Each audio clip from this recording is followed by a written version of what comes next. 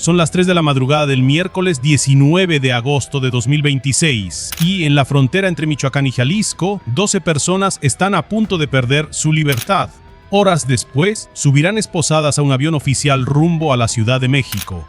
Entre ellas hay una mujer que, según un reporte, se llama Marisol. Según otro reporte, se llama Yordes. Las propias autoridades federales no logran ponerse de acuerdo en cuál de las dos es la hija del capo. ¿Y cuál es la mujer que comparte su cama? Ojo con esto, ese detalle, ese pequeño error de nombres. No es un descuido cualquiera. Es la prueba de que ni el gobierno de México tiene control total sobre lo que está cazando. Y el hombre que en verdad debían atrapar esa madrugada, el nombre que encabezaba la lista, el objetivo por el que se movilizaron el Ejército, la Marina, la Guardia Nacional y la Fiscalía General de la República, no está en ese avión. Se les volvió a escapar. Guarda ese dato, porque lo vas a necesitar en un minuto. El operativo se ejecuta esa madrugada en Tanuato y Ecuandureo, con incursiones puntuales en las localidades de Tinaja de Vargas y Colesio. El objetivo tiene nombre completo: Heraclio Guerrero Martínez. Algunos comunicados lo escriben el tío Laco. Otro. Ni siquiera su apodo tiene una sola versión oficial. Lo que sí es unánime es el cargo que le atribuyen: jefe regional del cártel Jalisco Nueva Generación en la franja que separa Michoacán de Jalisco y cabeza de una célula que las propias autoridades conocen como Los Guerrero. Un clan familiar, un apellido que, desde hace más de una década, se repite en cada expediente de violencia en esa región. Y no hablamos de un territorio pequeño. La célula de Los Guerrero controla el occidente de Michoacán y los altos norte de Jalisco, además de municipios sureños de Zacatecas y de localidades jaliscienses que colindan directamente con Michoacán. Es literalmente una franja de poder criminal que cruza 3 estados, y que ningún mapa oficial dibuja con una sola frontera. Eso es lo que los noticieros te contaron esta mañana: 12 detenidos, un capo señalado, bloqueos carreteros, vehículos incendiados. Nota roja de rutina, diría espera. Lo que la mayoría de los noticieros no te dijo, o lo dijo en una línea que se perdió entre el resto de la nota, es esto: Heraclio Guerrero Martínez no es un objetivo cualquiera. Desde febrero de este año, cuando el ejército abatió a Nemesio Oseguera Cervantes el Mencho, en un rancho de Tapalpa, Jalisco, el nombre del tío Laco empezó a circular en los reportes de inteligencia como uno de los 5 hombres que podrían heredar el trono del cártel más poderoso de México. Le decían sin ironía: el hombre del Huachicol y Michoacán. O sea, mientras tú veías el noticiero de las 9, el gobierno no estaba solo persiguiendo a un jefe de plaza más, estaba tratando de descabezar, antes de tiempo, a un posible sucesor del Mencho. Ahora fíjate en esto: para entender por qué 12 federales, marinos y militares entraron esa madrugada a un rancho en Michoacán, tienes que retroceder 15 años. Heraclio Guerrero Martínez no llegó al poder por mérito propio, llegó por sangre. En diciembre de 2011, su hermano Javier Guerrero Martínez, entonces líder de la célula Los Guerrero y socio cercano de Nemesio Oseguera Cervantes, fue asesinado. Heraclio tomó el mando esa misma semana y desde entonces, según fuentes consultadas por medios locales, se convirtió en compadre directo del Mencho. El tipo de relación que en el mundo del narcotráfico mexicano pesa más que cualquier organigrama. 4 años después, en 2015, el nombre de la familia Guerrero apareció vinculado a uno de los episodios más sangrientos del narcotráfico en el occidente de México, el derribo de un helicóptero del ejército en Ocotlán, Jalisco, el 1 de mayo de ese año. 18 militares y 2 elementos de la entonces Policía Federal murieron en ese ataque. Ese mismo año, Heraclio Guerrero fue detenido junto con 6 de sus escoltas, señalado como autor intelectual y material del homicidio de Enrique Hernández Salcedo, fundador de un grupo de autodefensas y candidato a la alcaldía de Yurecuaro. Poco después salió libre, sin condena, y volvió a Tanuato como si nada hubiera pasado. Espera, porque esto se pone más oscuro. En septiembre de 2023, la alcaldesa panista de Cotija, Yolanda Sánchez Figueroa, fue privada de su libertad cerca de una plaza comercial en Zapopan, Jalisco. 3 días después apareció con vida en Villamar, Michoacán. Fuentes de la Fiscalía Estatal, consultadas por periodistas de investigación, vincularon el secuestro directamente con la estructura del tío Laco.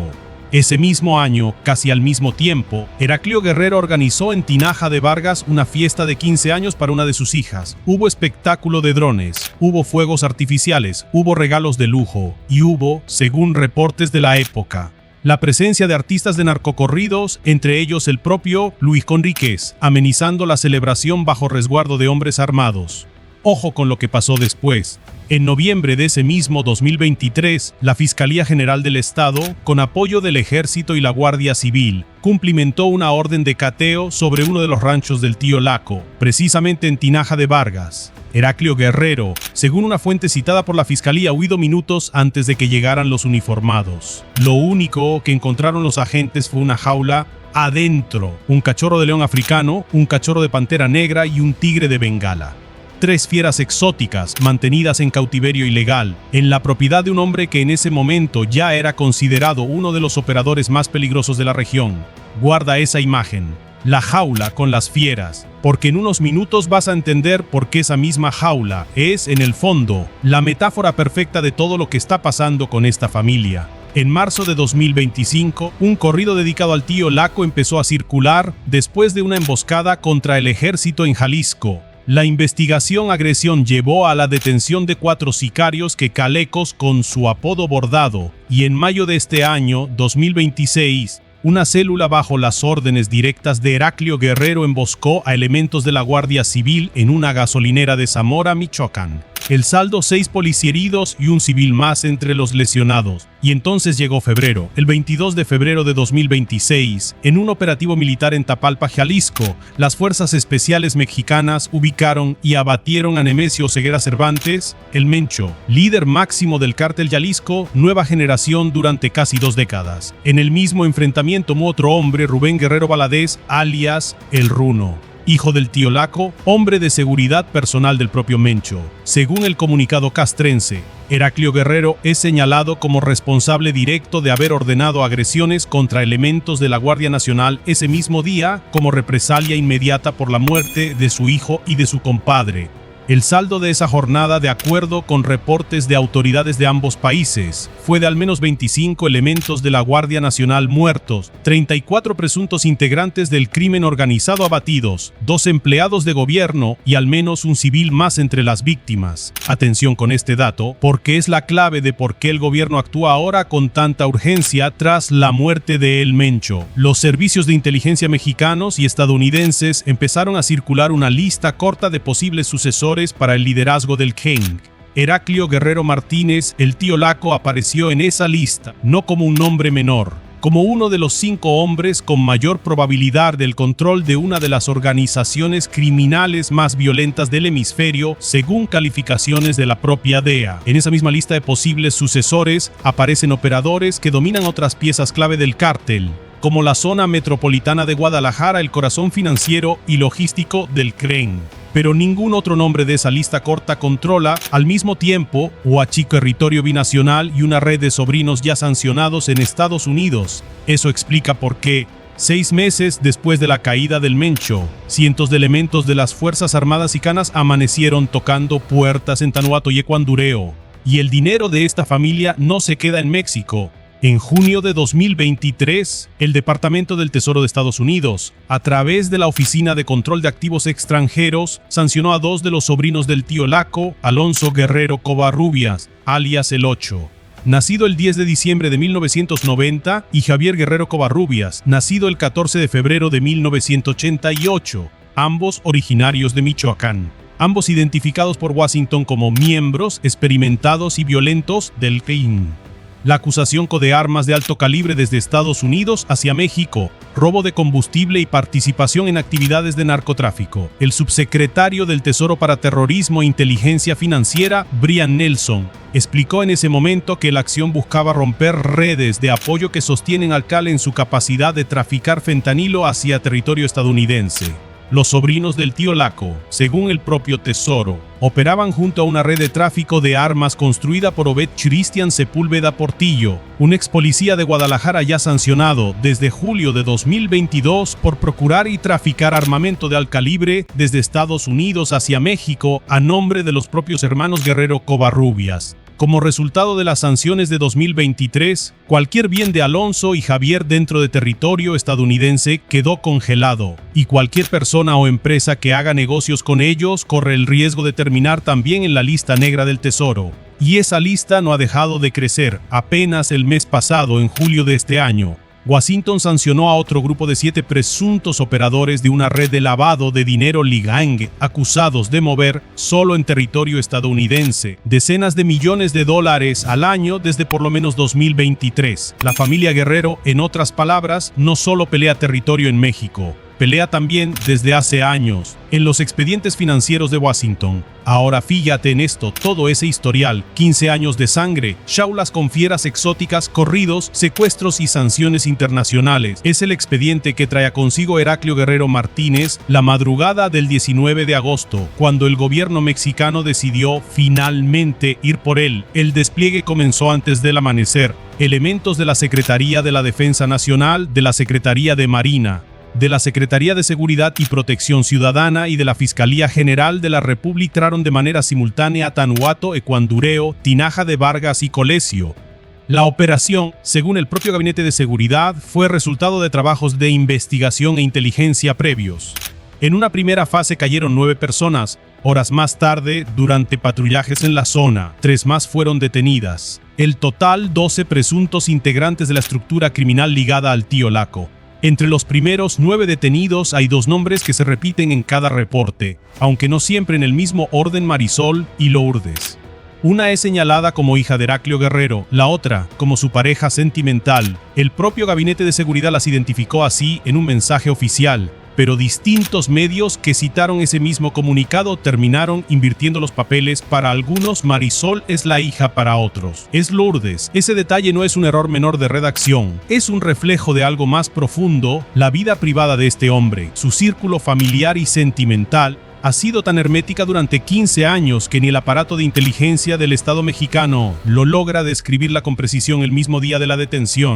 A los 12 detenidos se les aseguró, en flagrancia, un arsenal que la Secretaría de la Defensa Nacional detalló, punto por punto: 2 inmuebles, 64 vehículos, uno de ellos blindado, una ametralladora calibre .50, 4 ametralladoras minimicalibre 5.56 milímetros, 9 armas Larta, 2 aditamentos lanzagranadas, cartuchos y cargadores de diversos calibres, dosis de droga sin especificar en el comunicado, 8 artefactos explosivos improvisados, 7 motocicletas, un dron y equipo táctico diverso, del tipo que normalmente solo portan corporaciones de élite o grupos de choque bien entrenados. Los 12 detenidos fueron trasladados en aeronaves oficiales con destino a la Ciudad de México, donde un juez de control determinará en las próximas horas su situación jurídica.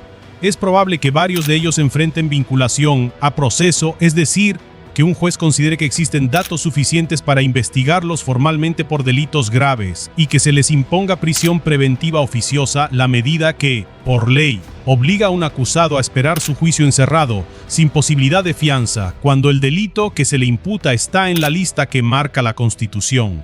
Pero el nombre que encabezaba la orden de aprehensión, el que motivó todo este despliegue, sigue libre esta noche. Y aquí es donde entra la otra mitad de la historia, lo que pasó en las carreteras de Michoacán mientras el ejército tocaba puertas en Tanuato. Desde las primeras horas de la mañana, grupos armados ligados a la célula del Tío Laco reaccionaron con la táctica que ya conoces si sigues este canal: bloqueos carreteros y quema de vehículos, para entorpecer el movimiento de tropas y ganar tiempo para que su jefe escapara. El Centro Estatal de Comando reportó afectaciones que, según la fuente que consultes, van de 17 a 26 puntos carreteros distintos. Ni las propias autoridades logran coincidir en la cifra exacta. Zamora, La Piedad, Pátzcuaro, Jiquilpan, el corredor entre Ecuandureo y Zamora, y municipios salicienses como La Barca y Ocotlán amanecieron con vehículos incendiados atravesados en la carretera.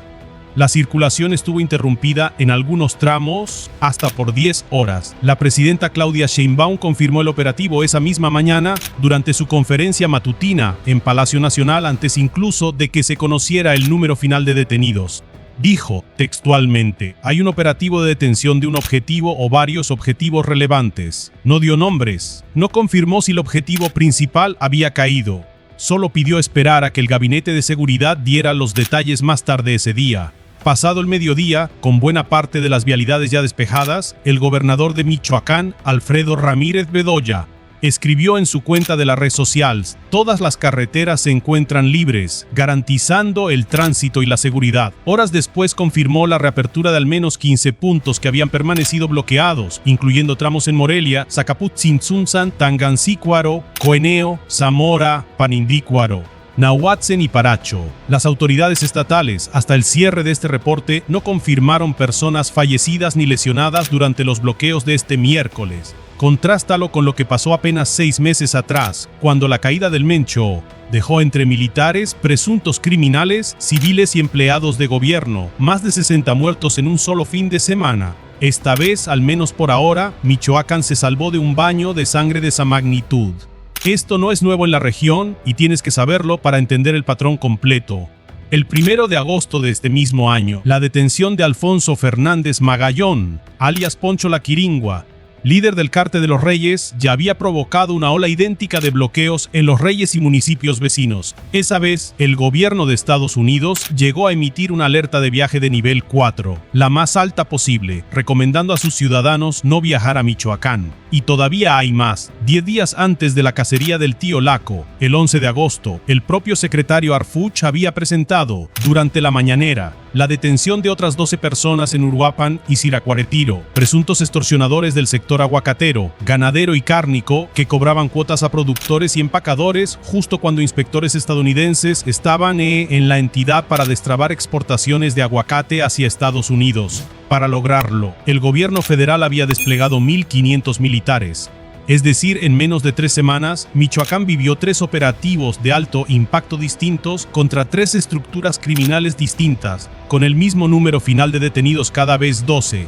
Michoacán no está en paz. Michoacán está en pausa entre un golpe y el siguiente, y volvamos a la jaula. ¿Te acuerdas de las fieras que encontraron en Tinaja de Vargas hace casi 3 años? Un león, una pantera, un tigre, encerrados en una propiedad que su dueño abandonó minutos antes de que llegara la autoridad. Esta madrugada la escena se repitió casi calcada. Otra vez Tinaja de Vargas, otra vez una fuga de último minuto, otra vez las autoridades llegando justo a tiempo para encontrar solo lo que él decidió dejar atrás. La diferencia es que esta vez, en lugar de animales enjaulados, encontraron a su propia hija, o a su pareja, según a quien le preguntes, subiendo esposada a un avión oficial. El tío Laco sigue construyendo jaulas. Lo que ha cambiado 15 años después es quién termina dentro.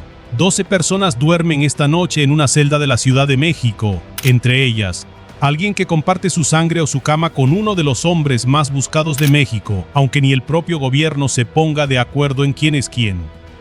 El hombre que en verdad debían atrapar, el que aparece en la lista corta para heredar el trono completo del cártel Jalisco Nueva Generación, sigue libre esta noche en algún punto de la sierra que separa Michoacán de Jalisco. Mientras tú ves este video desde la comodidad de tu casa. Ya lo detuvieron una vez en 2015 y lo soltaron sin condena. Ya catearon su rancho en 2023 y se les escapó dejando solo 3 fieras enjauladas como testigos. Y esta madrugada otra vez, con todo el peso del ejército, la Marina y la Guardia Nacional cayéndole encima, se les volvió a escapar. 3 veces. 3 oportunidades que el Estado mexicano ha tenido para cerrarle la puerta de esa jaula, y 3 veces el tío Laco ha encontrado la manera de salir antes de que la cierren. Mientras tanto, su hija o su pareja, según el reporte que leas, pasará esta noche exactamente donde él nunca ha pasado, detrás de los barrotes. Entonces la pregunta que te queda no es si el gobierno finalmente va a atraparlo. La pregunta es: fugas más necesita este hombre.